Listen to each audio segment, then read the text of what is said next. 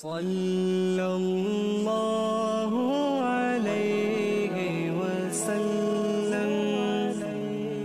بسم اللہ الرحمن الرحیم۔ پیارے احباب، اسلامی مختصر لیکن ایمان افروز ویڈیو کے ساتھ آپ کی خدمت میں حاضر ہوں۔ نبی کریم صلی اللہ علیہ وآلہ وسلم کی سنت اور سائنس۔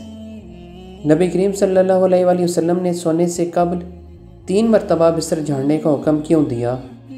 سائنسدانوں نے تحقیق کی تو نتائج نے سب کو حیران کر دیا۔ اسلام ایک مکمل ضابطہ حیات ہے اور اس میں زندگی کے ہر پہلو سے متعلق رہنمائی موجود ہے۔ ہمارے پیارے نبی کریم صلی اللہ علیہ وآلہ وسلم نے آج سے 1400 سال قبل جو سنت اختیار کی تھی اور اس پر عمل پیرا ہونے کا حکم دیا تھا، آج سائنس بھی ان احکامات کو درست تسلیم کر رہی ہے۔ نبی کریم صلی اللہ علیہ وآلہ وسلم کے احکامات اور سنت سے یہ ثابت ہے کہ سونے سے قبل اپنے بستر کو 3 بار جھاڑ لینا چاہیے۔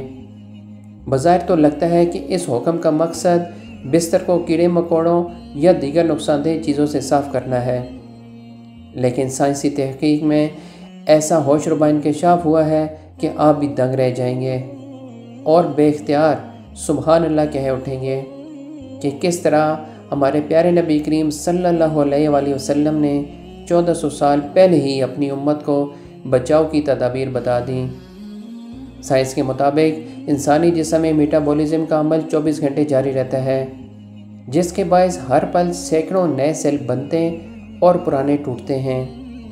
حیران کن بات یہ ہے کہ سونے کے دوران جسم میں ٹوٹنے والے سیل بستر ہی پر گر جاتے ہیں، جو انتہائی چھوٹے ہونے کے سبب نظر نہیں آتے۔ اگر بستر کو بغیر جھاڑے اس پر سونے کے لیے لیٹ جائیں تو یہ مردہ سیل جسم میں داخل ہو کر کئی مہلک بیماریوں کا سبب بنتے ہیں، اور سائنس نے بھی یہ ثابت کیا ہے کہ ان مردہ سیلوں کو صاف کرنے کے لیے بستر کو کم از کم 3 بار جھاڑ لینا لازمی ہے، اور ایسا کرنے سے خطرہ ٹل جاتا ہے۔ سبحان اللہ۔